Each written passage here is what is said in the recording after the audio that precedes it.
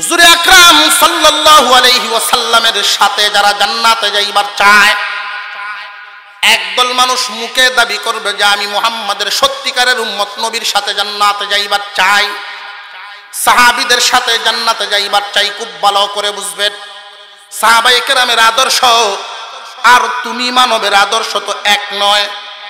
আল্লাহর নবীর সাহাবীরা তো এমন ছিলেন, উত্তপ্ত মরুভূমির বালুর মধ্যে শুয়ায় রাখছে, বুকের উপর ভারী পাথর দ্বারা চাপ দিয়ে রাখছে। জ্বলন্ত আংরার উপর শুয়ায়া বুকের উপর পাথর দিয়ে চাপ দিয়ে রাখছে, হাত পায়ে বেঁধে যেন নড়াচড়া করতে না পারে। কানে কানে আয়েশা বলে, রে খাব্বাব, এইভাবেই তোর মরণ হবে, আর না হয় তুই আমাদের ধর্মে ফিরে আয়। তুই যদি আমাদের ধর্মে ফিরে আস, তোরে আজাদও করব এবং সমাজের একজন উল্লেখযোগ্য মানুষের মেয়েকে বিবাহ করাবো। সমাজের নেতৃস্থান একটা তোমাকে দিয়ে দিব, উল্লেখযোগ্য জায়গা তুমি পাইবাও। কিন্তু খাব্বাব রাদিয়াল্লাহু তাআলা আনহু পিঠের অবস্থা ছিল এমন, আংরার আগুন দিয়া পুড়তে পুড়তে পিঠ গর্ত গর্ত হয়ে গেছে, কোমরের চর্বি গলে গলে নিচের আগুন পর্যন্ত নিভে গেছে। এরপরেও খাব্বাব বলেন, না, মৃত্যুবরণ হবে, শাহাদাত বরণ করব, তবু অন্যায়ের সাথে আপোষ করব না। হুজুর আকরাম সাল্লাল্লাহু আলাইহি ওয়াসাল্লাম সাথী সঙ্গীদেরকে নিয়ে আসতেছেন। এই খবর যখন মক্কার ঘরে ঘরে পৌঁছে গেল, যারা আসতেছেন তাদের আত্মীয় স্বজনও মক্কা নগরীতে আছে না নাই? বাতিজা ইসলাম গ্রহণ করে অনেক দিন আগেই মক্কা ছেড়ে চলে গেছেন। আদরের চাচা, মহব্বতের চাচার দিলে দেউ দেউ করে মহব্বতের আগুন জ্বলে। বহুদিন পরে বুঝি আমার বাতিজা আসতেছে, দেখতে পারবো, খুব হাসি, অন্তরে বিরাট মায়ার ঢেউ চলতেছে। বাবা চলে গেছেন হিজরত করে, সন্তানরা ফ্যামিলি সহ মক্কায় পড়ে আছে, তারাও অপেক্ষায়, আত্মীয় স্বজন এইভাবে তাকায় আছেন। মক্কার সর্দারেরা দেখলো অবস্থা তো ব্যাগতিক, কারণ এইখানে কোনো না কোনো ভাবে প্রত্যেকেরই আত্মীয় স্বজন বংশ বুনিয়াদ আছে না নাই। আমরা আমাদের নেতৃত্ব টিকায় রাখতে পারবো না, বিশৃঙ্খলা লাগলে তাদের পক্ষেই মানুষ বেশি থাকবো। এর আগে একটা উপায় বাহির করা দরকার। মাথাওয়ালারা উপায় বাহির করলো, মহল্লার মধ্যে যে যত বড় সর্দার হয়, এর মাথার ফেসও তত বড় হয়। লেখাপড়া তা হোক আর না তা হোক, মাতবরির একটা ফেস আছে না, সর্দারি ফেস, সাংঘাতিক কঠিন, এটা সুডানি বড় মুশকিল। আপনার এমন তালে আটকাইব, না পারবেন ছুটতেন, না পারবেন মিশতেন। মক্কার সর্দারেরা তখন খালিদ বিন ওয়ালিদ রাদিয়াল্লাহু তাআলা আনহু মুসলমান হন নাই। সর্দারেরা ঘোষণা দিল, খামাকা যদি মুহাম্মাদের বাহিনীর উপরে হামলা করি, আমরা দোষের মধ্যে পড়ে যাব। আগে একটা কাজ্যে কুসানি লাগতো, জগরা খুসাইতেই, জগরা লাগতেই, যাতে একটা দোষ দিতে পারি মুহাম্মাদের বাহিনী দোষী।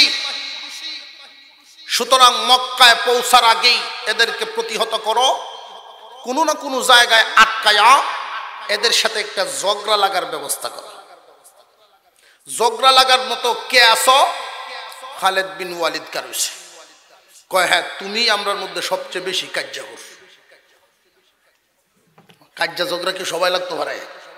সবার দ্বারা তো সম্ভব হয় না কাজ্যা লাগা। খালিদ বিন ওয়ালিদ বলেন আমি পারবো। হ্যাঁ তুমি যে পারবা এটা আমরা বুঝতাম পারছি, তবে যাও 100 ঘোড়া বা 100 উট তোমাকে পুরস্কার দেওয়া হবে। উনি গেলেন। খালিদ বিন ওয়ালিদ সাহাবায়ে কেরামের সামনে গেছে, ওনারা তো ইহরাম পরা অবস্থায়, মুখে আল্লাহর জিকির, মুখে আল্লাহর জিকির, নজর নিচের দিকে। দাওয়াতে তাবলীগের জামাত কিভাবে চলাফেরা করছে মোটামুটি একটা সূরত আমাদের জানা আছে না নাই? আমির সামনে চলতেছে, পিছনে একজন জিম্মাদার আছেন, মাঝখানের সব মামুরেরা জিকিরের সাথে চলতেছে। খালিদ বিন ওয়ালিদ একজনকে গিয়ে ধাক্কা মারে, দেখি ধাক্কা মারলে উনি একটু চোখ কুড়ায়, কইতে হইব না, জিকিরের মধ্যে আছে। কাজে লাগার যত কৌশল সব অবলম্বন করছেন, কাম হয় না। অবশেষে খালিদ বিন ওয়ালিদ রাদিয়াল্লাহু তাআলা আনহুর মন পাথরের মতো, মন মোমের মতো নরম হয়ে গেছে, যে আমি কাদের সাথে ঝগড়া লাগতে আসছি। ঝগড়ার কোনো মানুষই না, তারা মাটির মানুষ মুহাম্মাদের সাথে মিশে সোনার মানুষে পরিণত হয়ে গেছে। ঘুরে চলে আসলেন। অবশেষে আরো সংক্ষিপ্ত করি, তারা ৫-৭ জনের একটা টিম এমন এক জায়গায় গিয়া দেখা করলো যেটা ইতিহাসের মধ্যে আছে, হুদাইবিয়া। হুদাইবিয়া সন্ধি নামক একটা, ইতিহাসের মধ্যে স্কুল কলেজেও আগে পড়ানো হইতো, ইতিহাস আছে না নাই? সন্ধি হয়েছিল হুজুর সাল্লাল্লাহু আলাইহি ওয়াসাল্লামের সাথে কাফিরদের। এই সন্ধির মধ্যে যে শর্তগুলো দিয়েছিল, বাস্তব চিত্রে দেখা গেছে প্রত্যেকটাই মুসলমানের বিপক্ষে, কিন্তু এর আড়ালে লুকায়িত ছিল মুসলমানের বিজয়। এই বছর উমরা করতে পারবে না, পরবর্তীতে আসবে। আমি 2টা শর্ত আপনাদের সামনে উল্লেখ করি। 1 নাম্বার শর্ত ছিল, 2 দলের মধ্যে 2 জন নেতার নাম উল্লেখ করার দরকার আছে না নাই? মুসলমানদের নেতার নাম মুসলমানদের পক্ষে লেখা থাকবে সবার আগে, আর কাফিরদের নেতার নাম ওই সিরিয়ালে সবার আগে উল্লেখ থাকবে। এটাই তো নিয়ম। মুহাম্মাদুর রাসূলুল্লাহ লেখা হলো, এই প্রথমটাই তারা মানে নাই, না মুহাম্মাদুর রাসূলুল্লাহ আমরা মানি না, মুহাম্মাদুর রাসূলুল্লাহ কেটে দাও, মুহাম্মদ ইবনে আব্দুল্লাহ লিখতে হবে। মুহাম্মাদুর রাসূলুল্লাহ যদি আমরা মেনে নেই তাহলে তো ঝগড়াই শেষ। এই লই তো ঝগড়াটা, মুহাম্মদ আল্লাহর রাসূল, ঝগড়া ফাসাদ তো এইটা লই। হুজুর আকরাম সাল্লাল্লাহু আলাইহি ওয়াসাল্লাম বলেন, আর কি শর্ত? আরেকটা শর্ত হলো, আজকের পর থেকে এই মক্কা নগরী থেকে যদি হিজরত করে কেউ মদিনায় যায়, মক্কা থেকে পলায়ন করে কেউ যদি মদিনায় চলে যায়, তোমরা তাদেরকে আশ্রয় দিতে পারবা না। তোমাদের নিজ দায়িত্বে মক্কার লোকটাকে মক্কায় পৌঁছায় দিতে হবে। আর যদি মদিনা থেকে কেউ মক্কায় চলে আসেন, তাকে আমরা ফেরত দিব না।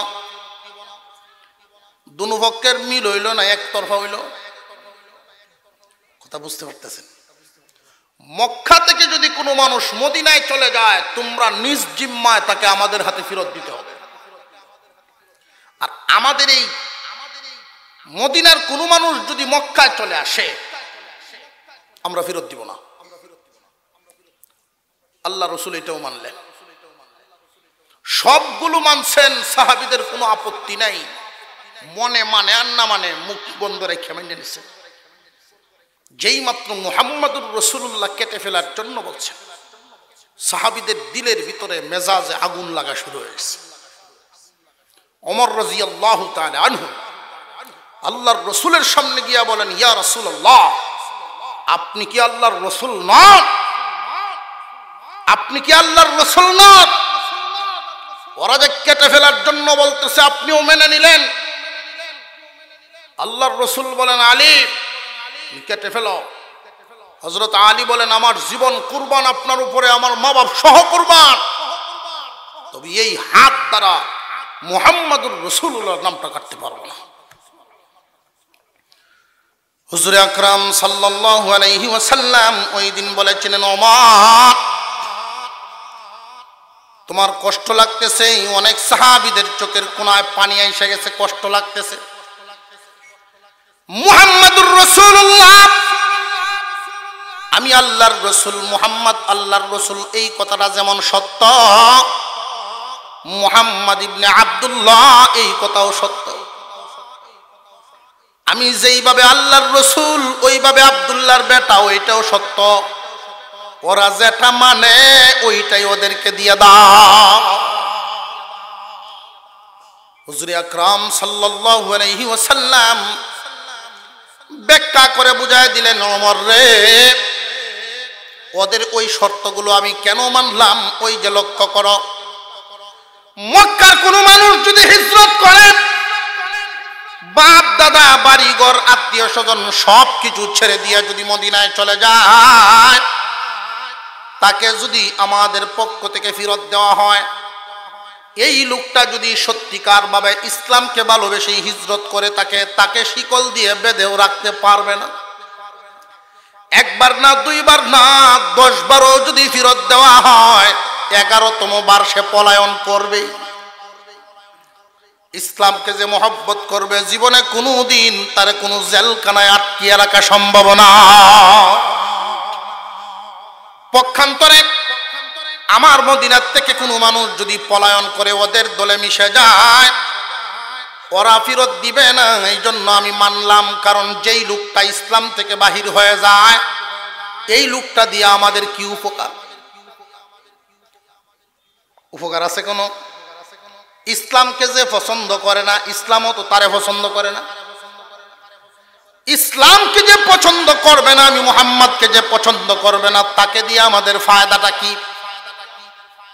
আর যে ব্যক্তি ইসলামকে মহব্বত করবে, তারে কোনোদিন কোনো জেলখানায় আটকায়া রাখতে পারবে না। হুজুর আকরাম সাল্লাল্লাহু আলাইহি ওয়াসাল্লামের ভাষণ শুনে সাহাবায়ে কেরামের দিল ঠান্ডা হয়ে গেল। কিন্তু মহান মাওলায়ে কারীম আপনার আমার পয়গম্বরকে একটা পুরস্কার দিলেন। আল্লাহর পয়গম্বর বলেন, আলী, তুমি নামটা কাটবা না। জি না হুজুর, আমার দ্বারা কম।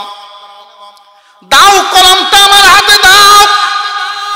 যেই মাত্র আল্লাহর পয়গম্বর কলম চাইলেন, সাহাবায়ে কেরাম চোখ বড় বড় করে এদিকে তাকায় রইলেন। আশ্চর্য ব্যাপার, যারে কোনোদিন কোনো অক্ষর পড়তে দেখি নাই, কোনোদিন কোনো অক্ষর লিখতে দেখি নাই, উনি কেমনে কাটবেন আর কেমনে লিখবেন এটাই দেখার জন্য সব সাহাবীরা এদিকে তাকায় আছেন আগ্রহ নিয়ে।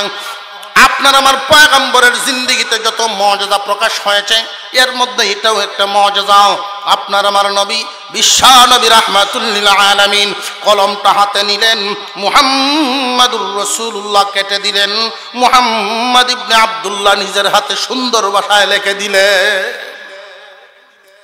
মুহাদ্দিসিন ওয়াল মুফাসসিরিন কেরাম বলেন, এই যে কলমটা ধরেছিলেন, কলমটা যে ধরেছিলেন, দেখা যায় মুহাম্মাদুর রাসূলুল্লাহ ধরছেন, কিন্তু আসলে জিবরাইল আমিন ধরে রাখছে। আল্লাহর পয়গম্বর কাগজে কলম লাগাইছে, জিবরাইল আমিন মুহাম্মদ ইবনে আব্দুল্লাহ লিখে দিয়েছে। মুহাম্মাদুর রাসূলুল্লাহ নিজের হাতে কাটছেন, মুহাম্মদ ইবনে আব্দুল্লাহ এই স্বাক্ষরখানা জিবরাইল আমিন দেওয়া দিয়েছে।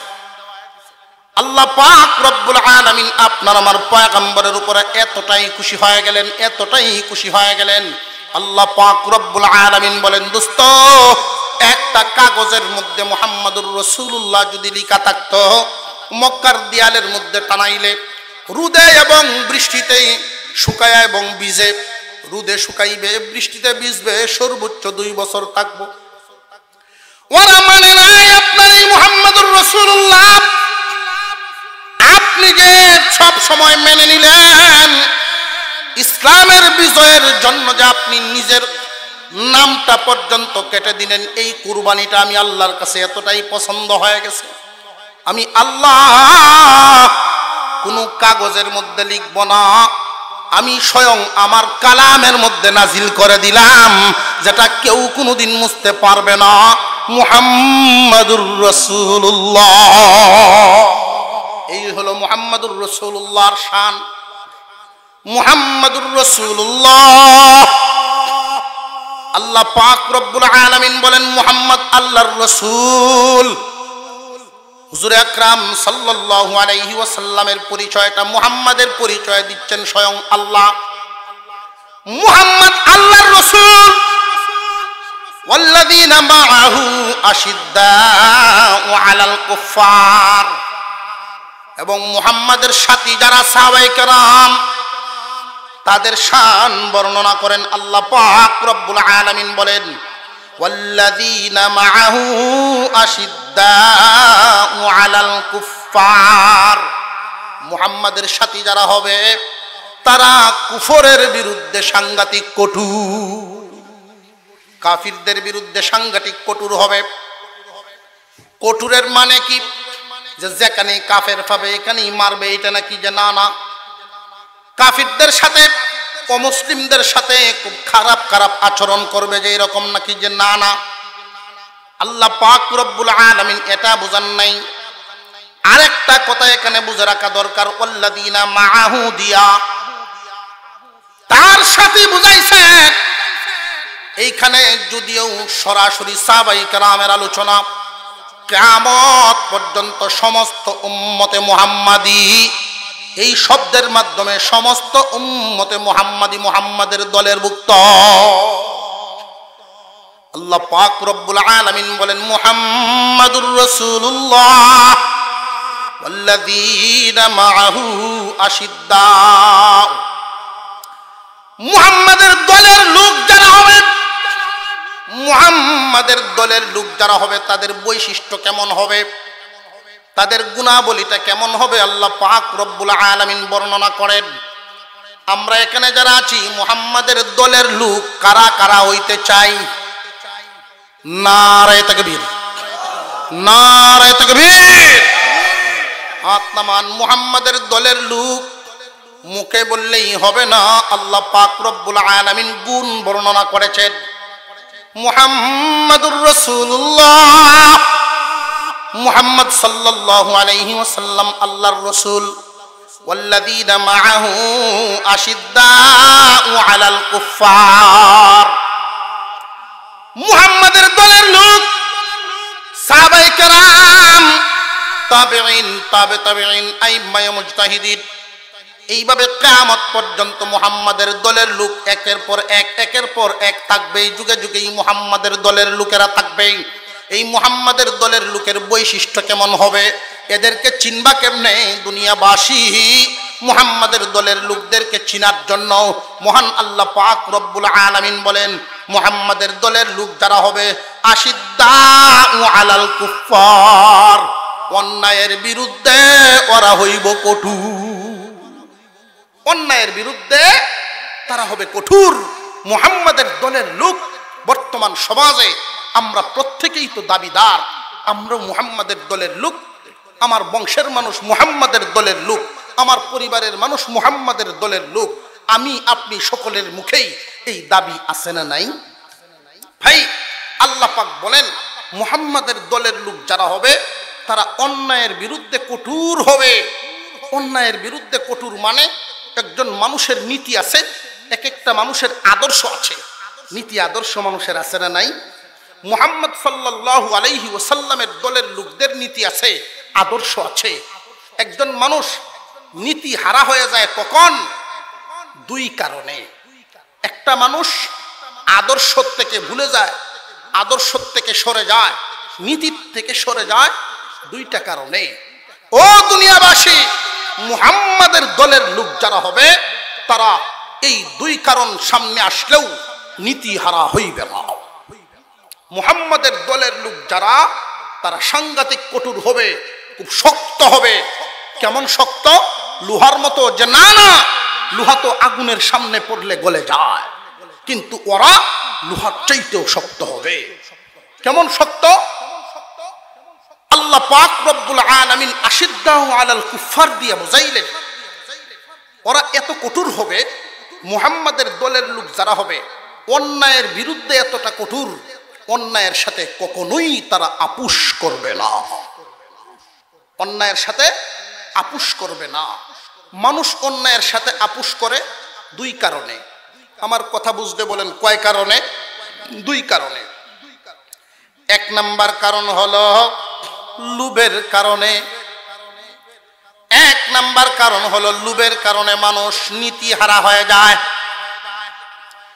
একজন মানুষ মুহাম্মাদের দলে যদি নাম লেখাইতে চায় তার দিলটা হবে এতটা কঠিন, তার দুনিয়ার সকল লোভ দেখাইলেও নীতি হারা হবে না। মুহাম্মাদুর রাসূলুল্লাহ সাল্লাল্লাহু আলাইহি ওয়াসাল্লামের দলের লোক যারা হবে, জীবনে কোনোদিন অর্থের লোভে, জায়গার লোভে, পদের লোভে, কোনো লোভে পরে কোনোদিন নীতি হারা হবে না। নীতিটা বিক্রি করবে না, কিন্তু নীতি বিক্রি করা, নীতি বিক্রি করনেওয়ালা উম্মতে মুহাম্মাদি আছে না নাই? ওরা নামে মুহাম্মাদের উম্মত, কিন্তু আসলে নয়, নামে গুণে নয়। একটা হলো নামে উম্মত, আর একটা হলো গুণগত উম্মত। আল্লাহর রাসূল সাল্লাল্লাহু আলাইহি ওয়াসাল্লামের সত্যিকারের উম্মত যারা হবে, অন্যায়ের সাথে কখনোই আপোষ করবে না। অন্যায়ের সাথে আপোষ করে কয় কারণে বলছিলাম? দুই কারণে। এক নাম্বার লোভের কারণে। লোভে পড়লে মানুষ অন্যায়ের সাথে আপোষ করে। যদি দেখা যায় রাজনীতির ময়দানে রাজনীতি করতে গিয়া যদি অন্যায়ের সাথে, বাতিলের সাথে হাত মিলাই, তাহলে পদ পাওয়া যায়। অনেক সময় মানুষ নিজের ধর্ম, নিজের ইসলামকে বাদ দিয়া নিজের ইসলামের বিরুদ্ধে গিয়া অবস্থান নেয়, এমন মানুষও আছে না নাই? এই জমিনেই পাওয়া যায়। দলের স্বার্থের কারণে, দুনিয়ার স্বার্থের কারণে মুহাম্মাদের নীতির থেকে সরে যায়। আল্লাহ পাক রব্বুল আলামিন বলেন, তোমরা যদিও নামে উম্মত, কিন্তু গুণগত উম্মত নয়, গুণে মুহাম্মাদের উম্মত না। তোমরা লোভের কারণে অনেক সময় মানুষ দেখা গেছে টাকা পয়সার কারণে ন্যায়টারে অন্যায় বানায় ফেলতেছে, অন্যায়টারে ন্যায় বানায় ফেলতেছে। এটা প্রশাসনিক পর্যায়েও আছে, গ্রাম অঞ্চলেও আছে। আছে না নাই? এমন মানুষও সমাজে আছে, খুব ভালো করে বুঝবেন। 1 কোটি টাকাও যদি দেন, এই মানুষটাকে দিয়ে মিথ্যা সাক্ষী দেওয়াতে পারবেন না। এমন জবানওয়ালা মানুষও জমিনে আছে না নাই? 1 কোটি টাকা দিলেও কোনোদিনই মিথ্যা কথা বলতে পারবে না। 1 কোটি টাকার লোভ দেখাইলেও কোনোদিন অন্যায় কথা বলে আপনাকে জিতানোর চিন্তা ভাবনা করতে পারবেন না। যেই লোকটারে আমার দলে আনতে পারবো, তারে যদি একটু জায়গার লোভ দেখাই, যে খণ্ড জমির লোভ দেখাই, কিছু টাকার লোভ দেখাই, তাহলে অবশ্যই সে আমার পক্ষে কথা বলবে। সালিশ বৈঠক অনেক সময় দেখা যায়, বিচার ব্যবস্থার মধ্যে অনেক সময় এমন হয়ে যায়, বিচার ব্যবস্থায় আগের দিনের বিচার সালিশ একরকম, যদি ওই দিন সমাধান না হয় 3 দিন পরে আরেকবার ডেট হয়, 3 দিন পরেই দেখা যায় সালিশের রং আরেক ধরনের। আছে না নাই? কেন রে ভাই? আমার মনে হয় রাতে কিছু কবিরাজি হয়। আর একটু জোরে এখন আছে না নাই? এই মানুষগুলো সমাজে অনেক ধরনের আছে।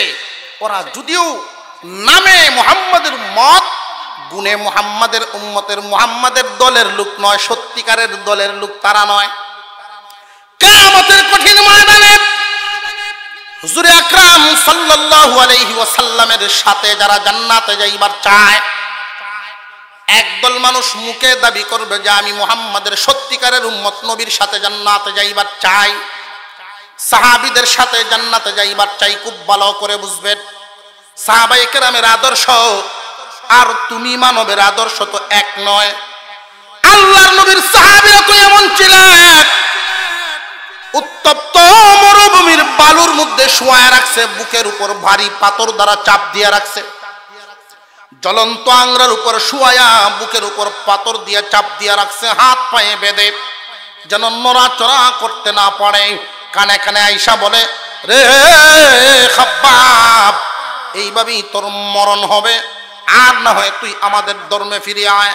তুই যদি আমাদের ধর্মে ফিরে আস, তোরে আজাদও করব এবং সমাজের একজন উল্লেখযোগ্য মানুষের মেয়েকে বিবাহ করাবো। সমাজের নেতৃস্থান একটা তোমাকে দিয়ে দিব, উল্লেখযোগ্য জায়গা তুমি পাইবাও। কিন্তু খাব্বাব রাদিয়াল্লাহু তাআলা আনহু পিঠের অবস্থা ছিল এমন, আংরার আগুন দিয়া পুড়তে পুড়তে পিঠ গর্ত গর্ত হয়ে গেছে, কোমরের চর্বি গলে গলে নিচের আগুন পর্যন্ত নিভে গেছে। এরপরেও খাব্বাব বলেন, না, মৃত্যুবরণ হবে, শাহাদাত বরণ করব, তবু অন্যায়ের সাথে আপোষ করব না। তুমি বান্দা কিসের বিনিময়ে তোমার নীতি হারায় ফেলছো? কিয়ামতের দিন একদল উম্মত সাহাবীদের পিছনে পিছনে দাঁড়াবে, আল্লাহর নবীর সাহাবীদের সাথে এদের হাসর হবে। ওরা কারা? মুহাম্মাদের দলের লোক, যারা সত্যিকারের মুহাম্মাদের দলের লোক করা হবে। ওয়াল্লাযীনা মাআহু আশিদ্দাউ আলাল কুফফার, অন্যায়ের বিরুদ্ধে সাংঘাতিক কঠোর, অন্যায়ের সাথে কখনো আপোষ করে না। এক নাম্বার, লোভ দেখায়া তারে কোনদিন অন্যায়ের দিকে নিবার পারে না। এক নাম্বার, অন্যায়ের কারণ মানুষ লুবে ফরিয়া এই মানুষটা নীতি হারা হয় না। দুই নাম্বার পদ্ধতি হইল, লোভ দেখায়া যদি কাউরে লাইনে আনা না যায়, দ্বিতীয় পদ্ধতি হইল ভয় দেখাইয়া হামলা মামলা শাস্তি বিভিন্ন ধরনের হ্যারাসমেন্ট করার ভয়ভীতি দেখাইয়া। এমন মানুষও আছে আমাদের জেলখানাতে, যে সমস্ত লোকেরা এই বাংলাদেশে নিরীহ কিছু আলেম উলামারা যারা আটকা আছেন, তলে তলে এদের কাছে প্রস্তাব দেওয়া হয়। আমাদের খবর তো সব কিছুই জানা হয়, খবর এমন পাওয়া যায় এদের কাছে প্রস্তাব দেওয়া হয়, তোমাকে ছেড়ে দেওয়া হবে, মুখ বন্ধ রাখবা, পারলে আমাদের পক্ষে কিছু কইবা, আপুসের দিকে আনতে চায়। কিন্তু আমাদের এমন মানুষ, সত্যিকারের উম্মত যারা, সত্যিকারের রাসূলের উম্মত যারা, তারা কোনোদিন জেলখানায় পচে মরবে, অন্যায়ের সাথে আপুস করবে না। মুসলমান ভাইরা আমার, এক নাম্বার, লোভ দেখায়া মানুষকে নীতিহারা করা যায়। দুই নাম্বার, ভয় দেখায়া মানুষকে নীতিহারা করা যায়। কিন্তু এটা কাদেরকে করা যায়? নামে উম্মত, তাদেরকে গুণের উম্মত নয়। গুণের উম্মত যারা হবে এদেরকে ভয় দেখাইলেও নীতিহারা হবে না, লোভ দেখাইলেও নীতিহারা হইবে না। কথা বুঝে আসতেছে আপনাদের? আল্লাহ পাক বলেন, মুহাম্মাদুর রাসূলুল্লাহ ওয়াল্লাযীনা মাআহু আশিদ্দাউ আলাল কুফফার। মুহাম্মদ আল্লাহর রাসূল, তার দলের লোকেরা হবে অন্যায়ের বিরুদ্ধে সাংঘাতিক কঠোর। কিন্তু পরস্পরের মিল মোহাব্বত কেমন থাকবে? আল্লাহ পাক রব্বুল আলামিন বলেন, রুহামাউ বাইনাহুম, পরস্পরে থাকবে সাংঘাতিক দয়াবান। কি রকম দয়াবান, কি রকম দয়াবান?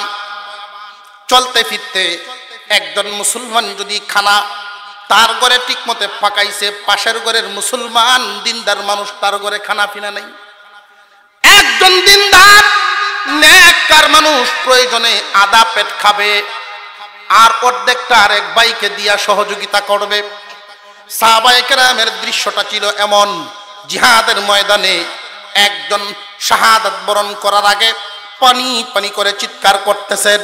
তো একজন মুসলমান এক গ্লাস পানি নিয়ে যখন তার কাছে গেলেন, পার্শ্ববর্তী থেকে আর একটা আওয়াজ আসতেছে, এক গ্লাস পানি দাও, গলা শুকায় যায়, জিহ্বা আমার বাহির হয়ে যায়। এই মুহূর্তে আল্লাহর পয়গম্বরের সাহাবী জিহাদের ময়দানে জান বাহির হয়ে যাইতেছে, তবু মুসলমান ভাইয়ের প্রতি কি পরিমাণ দরদ। ও ভাই, এই পানিটা আমার ভাইয়ের কাছে নিয়ে যাও। সুহদর ভাই না মুসলমান ভাই? মুসলমান ভাই দ্বীনি ভাই হওয়ার কারণে আমার ভাইয়ের কাছে নিয়ে যাও। তার মনে হয় কষ্ট বেশি হইতেছে। যখন এই পানিটা তার কাছে নেওয়া হলো, ওইখানেও একই আওয়াজ, পাশের থেকে আর একটা আওয়াজ আসতেছে। এইভাবে যখন তৃতীয় ব্যক্তির কাছে নিয়ে পৌঁছলেন, গিয়া দেখেন পানি চাইয়া আর অপেক্ষা করতে পারেন নাই, দুনিয়ার থেকে বিদায় হয়ে গেছে। উল্টে আবার এই এক গ্লাস পানি নিয়ে দ্বিতীয় ব্যক্তির কাছে আসলেন, উনিও বিদায় হয়ে গেছেন। তৃতীয় ব্যক্তির কাছে আসলেন, উনিও বিদায় হয়ে গেছেন। এই এক গ্লাস পানি নিয়ে আসমানের নিচে, কুলা আকাশের নিচে আল্লাহর বান্দা দাঁড়ায় বলে, আল্লাহ, এই বুঝি ইতিহাস জারি হয়ে গেল। একজন মুসলমান আর একজন মুসলমান ভাইয়ের প্রতি কি পরিমাণ দরদি হবে। জীবনে কোনোদিন এক মুসলমান আরেক মুসলমান ভাইকে ঠকাইতে পারে না। একজন মুসলমান আর একজন মুসলমান ভাইকে কষ্ট দিতে পারে না, বরং তার কষ্টে সে নিজেও ব্যতীত হবে। একজন মুসলমানের কান্নায় আর এক মুসলমানের চোখে পানি আসবেই। আপনার আমার পয়গম্বর বলেন, দুনিয়ার মানুষ রে, আমার উম্মতেরা জানিয়া রাখবা, সমস্ত মুসলমান একটা বডির অধিকারী, আমার উম্মত এক বডির অধিকারী। মাশরিক থেকে মাগরিব, শিমাল থেকে জুনুব পর্যন্ত সমস্ত মুসলমান এক বডির অধিকারী। যদি পায়ের আঙ্গুলে একজন মানুষে ব্যথা পায়, ওই ব্যথাটা যেমন মাথায়ও টের পায়। তোমার পৃথিবীর, এই তামাম পৃথিবীর পূর্ব দিকের যদি একজন মুসলমান নির্যাতিত হয়, পশ্চিম দিকের মুসলমান শুনলেও যদি অংশগ্রহণ করতে পারো তার বিপদে অগ্রসর হইবা, যদি অংশগ্রহণ করতে না পারো অন্ততপক্ষে তুমি তোমার জায়গা থেকে তার নাজাতের জন্য দোয়া করবা। আমরা তো এতটুকুও করতে পারছি না। আমরা মুসলমান, আমাদের সত্যিকারের বহু মুসলমান এমন আছেন, বহু নির্যাতনের শিকার, অন্যায় করিয়া অবিচার করিয়া সত্যিকারের অপরাধী হওয়ার পরেও আজকে লাগামহীনভাবে খোলা ময়দানে ঘোরাফেরা করছে। আর সত্যিকারের মানুষ হওয়ার পরেও মিথ্যা হ্যারাসমেন্টের শিকার হইয়া, মিথ্যা হয়রানির শিকার হইয়া তারা জেলখানার ভিতরে আবদ্ধ থাকে। আমরা মুসলমানরা যদি এতটুকুন বুঝি যে ওই মানুষগুলো সত্যিকারের মানুষ, আর কিছু পারি আর না পারি আল্লাহর কাছে দোয়া তো করতে পারবো। মনে বড় ভয় লাগে যেই দেশে ওয়ারাসাতুল আম্বিয়াদের উপরে, নবীর ওয়ারিসগণের উপরে নির্যাতন আসে, এদের উপরে না জানি কেমন জুলুম, কেমন আল্লাহর পক্ষ থেকে কি পরিমাণ আযাব গজব আসতেছে, আল্লাহর কাছে বড় ভয় লাগে। আল্লাহ,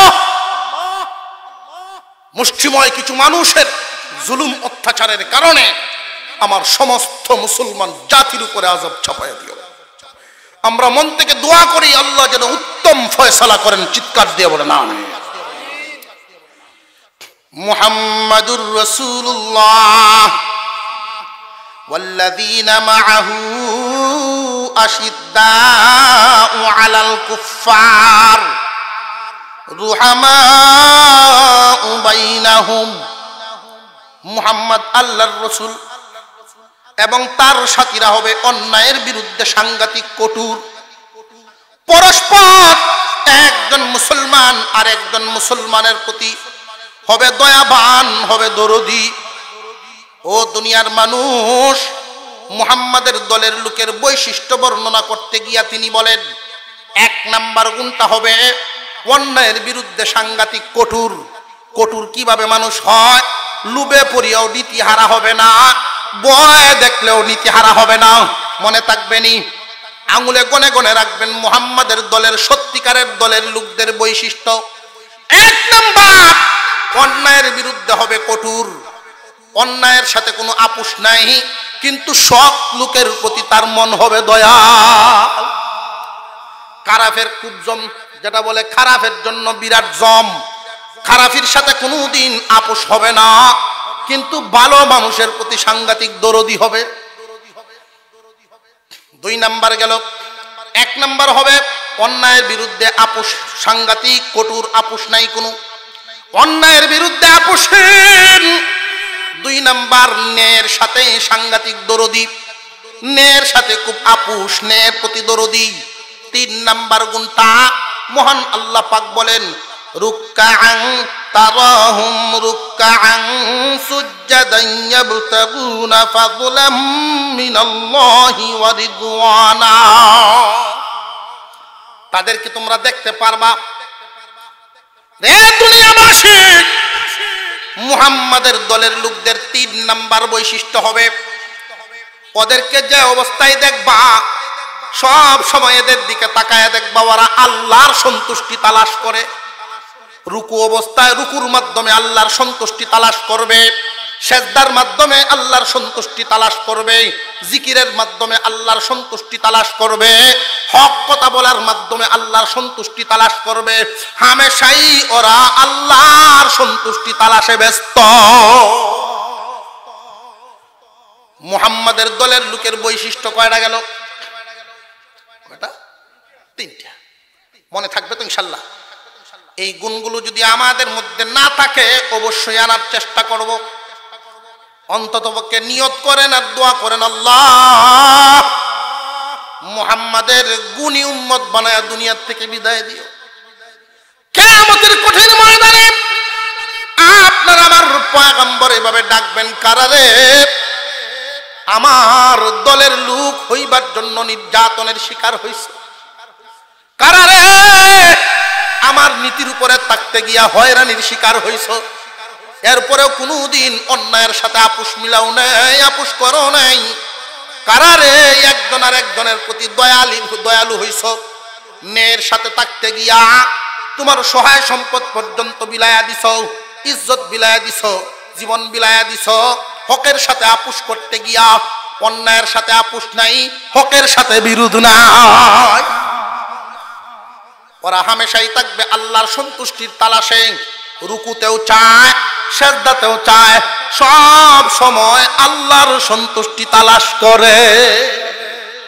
আফসোস ওই মানুষগুলোর দাম বর্তমান সমাজে কম। বর্তমান সমাজ চলে একভাবে আর আল্লাহ ডাকেন আরেকভাবে। ওই মানুষগুলোর কি দাম আছে বর্তমান সমাজে? যেই মানুষ হক কথা বলে, যদি সালিশ বৈঠকে 10 জন মতব্বর থাকে, 10 জন সর্দার থাকে, এর মধ্যে 2 জন হক কথা বলনেওয়ালা অন্যায়ের সাথে আপোষ করে না, বাকি 8 জনেই কবিরাজির শিকার হয়ে আপোষ করে ফেলছে। যদি সালিশ বৈঠকে 2 জন তাকে ওঠো, এই 2 জনের জন্য তারা কাঙ্ক্ষিত লক্ষ্যে পৌঁছতে পারছে না, পরবর্তীতে কোনো এক সময় দেখবেন বাকি 8 লায় মিলিয়া এই 2 জনরে কেমনে কোথায় হামদানি যায়, এই চিন্তা থাকবো, ঠিক না বেঠি? আর একটু জোরে কর, এই যন্ত্রণা আছে না নাই? একজন মানুষ যদি আর একজনের প্রতি দয়াল হয়, হকের পক্ষ নিলে দেখবেন এমন এক দ্বিধাদ্বন্দ্ব, এমন এক চক্রান্ত তার উপরে চড়বে, সে টেরও পাইবে না। তার বিরুদ্ধে এমন এক চক্রান্তের জাল বুনা হবে, এমন চক্রান্তের জাল বুনা হবে, মার্ডার হইব 1 গ্রাম, আসামি হয় 1 গ্রাম। এমনও হয়নি না, হয় না? তাহলে সব এলাকার তাল একরকম হয়। আমি একটা ঘটনা আপনারা শোনাই, সময় কতটুক আছে দেখি। আজান কয়টা হইতো? সময় মতো তো চলতে হইব না, আমরা এমনি ওয়াজ করবো আর এক কান্দে হাই আলা সলা করব, 7:10 তো মোটামুটি সময় হয়ে গেছি। এক লুকায় আমার মাদ্রাসার দোয়া চাইতেছে, মামা ডাকতেছে, মা দোয়া করবেন। কিসের দোয়া? মামা আমার বিরুদ্ধে পুলিশ মারার মামলা হয়েছে। তুমি এই কাম করতে গেলা কেন? পুলিশের মানুষ মারে গিয়া, মানুষের রাজা ওটা পুলিশ, মাছের রাজা ইলিশ, মাছের রাজা ইলিশ, মানুষের রাজা পুলিশ, মারতে গেলে কেন? মামা আমি জানিও না, আমি বাড়িতে আসলাম না। এই কি কয়? মামা আমি 3 চিল্লাত আসলাম। তুমি চিল্লাত আসলাতে তোমার এই নাম কেমনে ঢুকলো? খইয়ে তো দুঃখ কোড়া মামা। দলের লোকেরা মারছে, পুলিশের সাথে গন্ডগোল লেগিয়া পিটাপিটি হয়েছে। পুলিশ তো খুব খেপছে, মাঝে মাঝে অনেক সময় নেতারা মূল্যায়ন করে না পুলিশে, এমন ঘটনাও আছে না নাই? তুমি আগুন জ্বালাইছো, এই আগুনে পুড়ে মরবা। যাক, সময় নাই। মুসলমান এমপি সাহেব রাত্রের ভিতরেই হাজির, আয়সা বলতেছেন আমার দলের কোন লোক যেন মামলায় না থাকে, যা হয়েছে আমি বুঝাম। চার্জশিট তৈরি হয়েছে, এখন কি আপনি নাম কাটেন? চার্জশিট রেডি তো, নাম পরিবর্তন করেন। এমপি সাহেবের কথাও তো শোনা লাগে, তাহলে নাম কটা দেন আপনি। আমি কইতে দিব, আমার কিছু সাঙ্গ ফাঙ্গ আছে, প্রত্যেক এলাকাতেই তো আছে না লোক, সাবের লোক আছে না প্রত্যেক এলাকা। এই লোকরা ঢাকায় এনেছে সর্দার মাতাব্বরে, যে প্রত্যেকে 4 জন 5 জনের নাম দিয়ে যাও। এই তো বা হয়ে গেছি। সর্দারে কইতেছে যে লেখেন, কার নাম দিতাম কই? ওসি সাহেব একটা বুদ্ধি দিছে বালা, যে এলাকার যত গাঞ্জা হুরমদ ঘুর বদমাইশ আছে এইটির নাম দেওয়া যায়, একটা উচিত লাইনে ভরিলেই মোটামুটি একটু ভালো হয়ে যাই বলে। কয় এটা ঠিক হই মোটামুটি। কথা আপনি কইন? কয় আমি আমার মাফ করে দিন, আমার দ্বারা এর নাম দেওয়া সম্ভব না। কেন? নাম দিয়া খালি তানাতে বাইরে আমার আগে ফিটবো ধরে। গাঞ্জা ওরে তো মাথা নষ্ট, এর নাম আমি দিতে গেলে আমি আরো বিপদে পড়বো। তোর নাম কই পাইতাম, তো কটা বালা মানুষের নাম কয় এটা বাড়ান। 1 নম্বরে লেখেন অমুক 3 চিল্লাত। 3 চিল্লাত থেকে যখন দেখছে তার নাম দেওয়া, খবর তো আল্লু খাইল না অমুক হয়ে দিছে, বেটা রাগে ছুটে গেছে তার বাড়িতে। চাচা আপনার মতো মানুষ মেয়ে আমার এই নাম না দেয়। শুনো তুমি 3 চিল্লাত দিয়ে আইসো, তোমরা যদি এবার রাগ করো আমরা কিতা করবো? তোমরার মতো মানুষের যদি এমনি রাগ দেখায়, টুপি পাঞ্জাবি দাঁড়িয়ে রাখতে, তা আমরা কিতা করতাম? এমনও মিডিয়া মাতে আসুন না নাই আল্লাহ। তারা আবার মসজিদ কমিটির সভাপতি হইতো পাগল। শরম লজ্জা থাকলে এইরকম করতো না।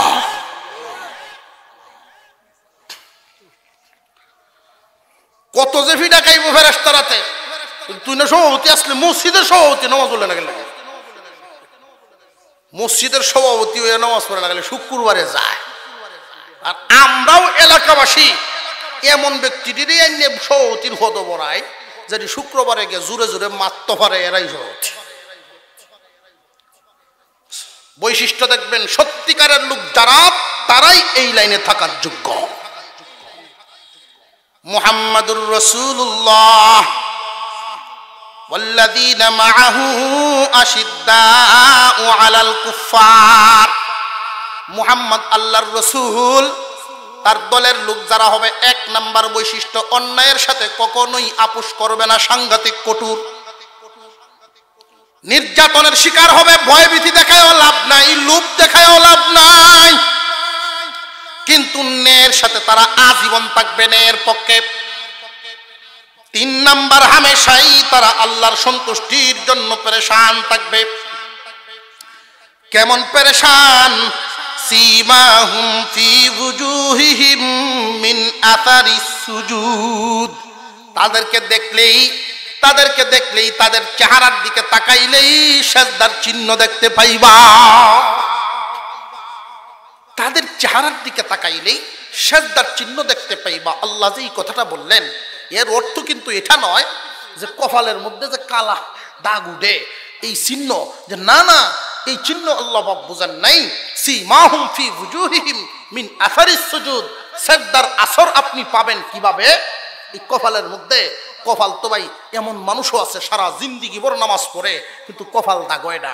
আর এমন মানুষও আছে টাক মাথা খুব ফর্সা, সাংঘাতিক, কপাল একটু উষা, মাশাল্লাহ 15 দিন গোস্তারলি দাগ কামায় লেছে, দাগ এখন বয়ে লেছে। এখন যদি কয় যে আমি এই দলে রয়ে গেছি তাহলে হইতো না।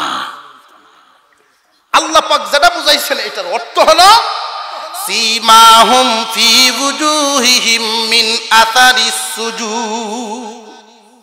রে দুনিয়াবাসী, এই মানুষগুলো কাজে কর্মে চলাফেরায় বেনামাজি আর তার মধ্যে পার্থক্য থাকবেই।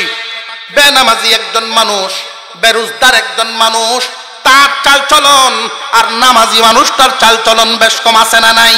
যেই ব্যক্তিটা আল্লাহকে খুশি করার জন্য 5 ওয়াক্ত নামাজ পড়বে, যেই ব্যক্তিটা আল্লাহকে খুশি করার জন্য ফজরের নামাজের সময়ও বিছানায় তাকায় না, ঠান্ডা পানিতে ওযু করে মসজিদে আসবে, এই মানুষটার চলাফেরা, এই মানুষটার লেনাদেনা, এই মানুষটার কথাবার্তা, এই মানুষটার উঠা বসা অন্য মানুষের মতো হইবে না। তার মধ্যে নামাজের আসর আছে, নামাজের আসর পাইবা, সিজদার আসর তার মধ্যে পাইবা। তোমরা দেখলেই তারে বুঝতে পারবা আল্লাহকে খুশি করার জন্য নামাজ পড়ে। কথা বুঝে আসতেছে আপনাদের? মুসলমান ভাইয়েরা, অন্তত পক্ষে আমরা এই গুণগুলো যদি নিজের মধ্যে আনতে পারি, তবু আল্লাহ পাক আমাদেরকে সাহাবায়ে কেরামের পিছনে পিছনে চলার মতো তৌফিক দিবেন। আল্লাহ যেন আমাদেরকে এই গুণে গুণান্বিত হওয়ার তৌফিক দেন। বলুন আমিন। আরো জোরে বলেন আমিন। ওয়া আখিরু দাওয়ানা আনিল হামদুলিল্লাহি রাব্বিল আলামিন। আসসালামু আলাইকুম ওয়া রাহমাতুল্লাহি ওয়া বারাকাতুহু।